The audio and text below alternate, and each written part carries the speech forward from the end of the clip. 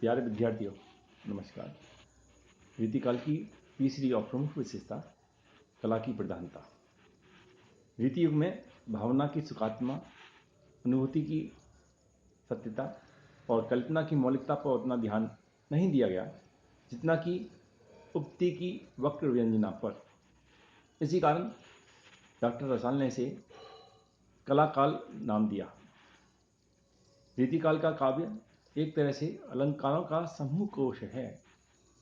अलंकार शास्त्र के ज्ञान बिना उस समय के कवि को सम्मान मिलना कठिन था। इसलिए इस युग में अलंकारिक वर्णन और अलंकारिकता खूब फली फूली, यहाँ तक कि साधन से साध्य बन गई। रीति कवि बिहारी और केशव ने चमत्कार की अस्मिता से ऐसे ऐसे ऊहात्मक प्रयोग किए हैं कि उनसे काव्य की शोभा के स्थान पर अशोभनता आ गई है। पांडित्य प्रदर्शन के कारण रीति कवियों के द्वारा किया गया यह प्रयोग अनेक जगह अशोभनीय काव्य की श्रेणी में आ गया है। दरबारी संस्कृति और सभ्यता के कारण इस प्रवृत्ति को बढ़ावा प्राप्त हुआ है। रीति सिद्ध और रीतिमुक्त कवियों में जैसे घनानंद, ठाकुर, बोधा आदि ने सहज अलंकारों द्वारा जहाँ रीति कविता कामनी की शोभा को द्विगुणित किया है, वहीं पद्माकर, मतीराम, देव आदि रीति कवियों ने जगह जगह पर अलंकारों को ठूस ठूस कर कविता कामनी के लावण्य को आघात भी पहुंचाया है। प्राय रीतिकाल में भाव पक्ष उपेक्षित सा रहा है और उक्ति वैचित्र को प्राथमिकता मिली है। अगली जो विशेषता है रीतिकाल की, वो है वीर रस की कविता। रीतिकाल में औरंगजेब के क्रूर आतंक में शासन के अत्याचार जब हिंदू जनता पर हो रहे थे, तब दक्षिण भारत में शिवाजी, पंजाब में गुरु गोविंद सिंह, राजस्थान में महाराणा राज सिंह, सेनापति दुर्गादास, मध्य प्रदेश में छत्रपति शिवाजी, छत्रसाल आदि अनेक वीर स्वधर्म और स्वदेश रक्षा के लिए उठ खड़े हुए थे। उनके आश्रित कवियों ने अपने आश्रयदाताओं पर वीर रसात्मक काव्य ग्रंथ लिखे और श्रृंगार की प्रधानता के साथ क्षीण रूप में वीर रस की धारा भी बहती रही। कवि भूषण, सूदन, पद्माकर आदि ने बड़ी ओजस्वी भाषा में वीर रसात्मक काव्य लिखे हैं। इन्होंने युगीन काव्य प्रवृत्ति के प्रतिकूल लोक नायकों के शौर्य का ओजस्वी वर्णन कर नए कीर्तिमान स्थापित किए हैं। रीति कवि भूषण ने छत्रपति शिवाजी की प्रशंसा में और मुगलों के व्याक्रांत स्थिति को अपने इस पद में बड़े ही सुंदर ढंग से चित्रित किया है कि तीन बेर खाती वो अब तीन बेर खाती है, बिजन ढुलाती वो अब बिजन ढुलाती है। रीतिकाल की अगली विशेषता भक्ति और नीति की कविता। रीझी है सुकवि जो तो जानो कविता, न तो राधिका गोविंद सुमिरन को बहानो है। यहां सुमिरन का बहाना तो है, विशेष बात भी है रसिकों को रिझाना। स्पष्ट है कि रीतिकाल में प्रधानता श्रृंगार की थी, लेकिन कहीं कहीं भक्ति और नीति परक रचनाएं भी दिखाई देती है। परिस्थितियां भी कुछ ऐसी थी कि चाहकर भी रीति कवि भक्ति काव्य की रचना नहीं कर पाता था। धर्मवत है अपराध क्यों जीव कथन रसाय, यह रीति कवि ग्वाल का कथन है। अतः कई श्रृंगारिक कवियों ने श्रृंगारिकता का आकंठ पान करने के पश्चात अंतिम क्षणों में, जीवन के अंतिम क्षणों में आत्मग्लानि से भरपूर भक्ति काव्य की रचना की है। इनका यह वैराग्य भाव श्रृंगारकता की प्रतिक्रिया मात्र था।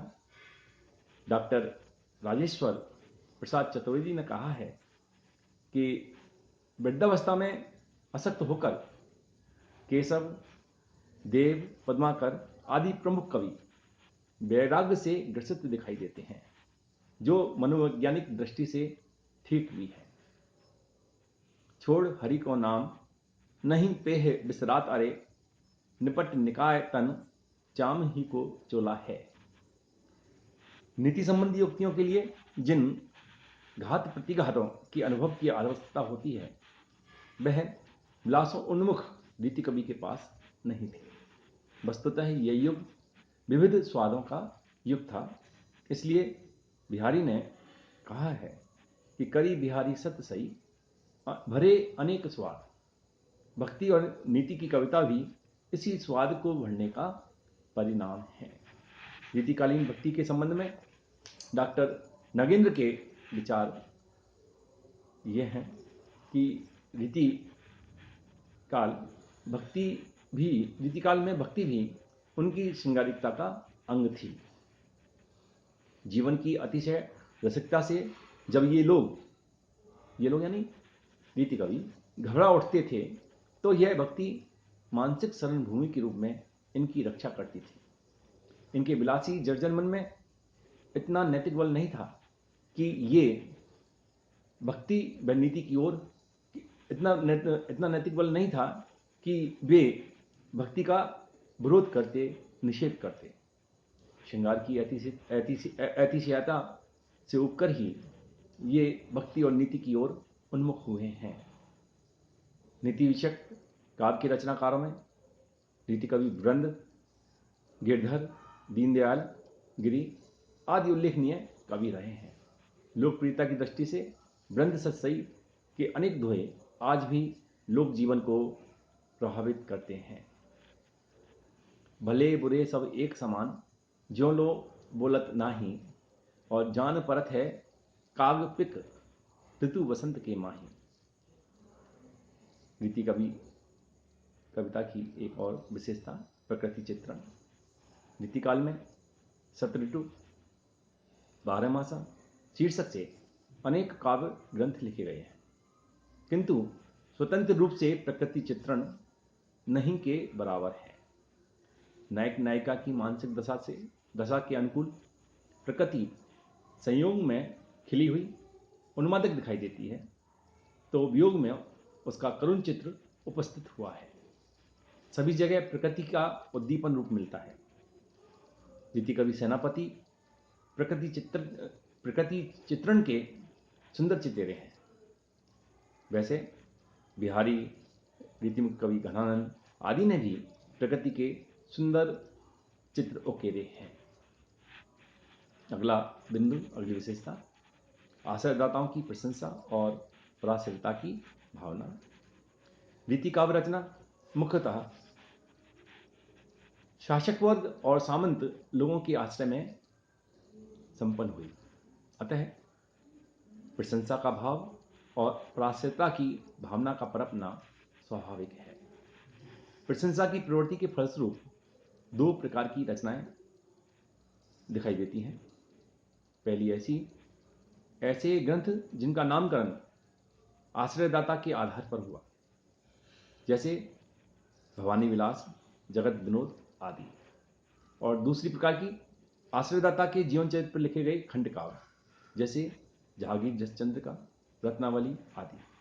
रीति कवि संस्कृत कवियों पर अत्यधिक निर्भर रहे, अतः उनके रीति विवेचन में भी पराश्रिता की भावना का स्पष्ट छाप दिखाई देती है। अगला बिंदु, मुक्तक काव्य रचना। इस काल में चमत्कारपूर्ण दोहा साहित्य और मुक्तक काव्य लोकप्रिय रहा है। कवि कर्म राजा और रसिकों को प्रसन्न करना था, अतः चमत्कारपूर्ण उक्ति द्वारा तत्काल प्रशंसा प्राप्त करने के लिए मुक्तक सबसे उपयुक्त था। इस काल में अधिकता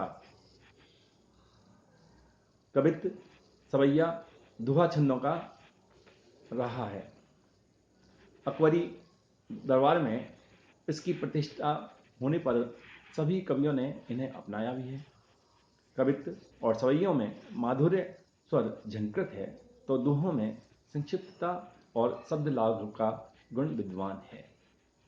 यह काल प्रबंध काव्य निर्माण के लिए उपयुक्त नहीं था, क्योंकि प्रबंध काव्यों के लिए निरंतर एक रसता एवं धैर्य की आवश्यकता होती है। ये दोनों ही गुण न तो उस समय के कवि के पास थे और न ही श्रोता के। इसलिए मुक्तक काव्य रचना को विशेष रूप से प्रश्रय प्राप्त हुआ। धन्यवाद।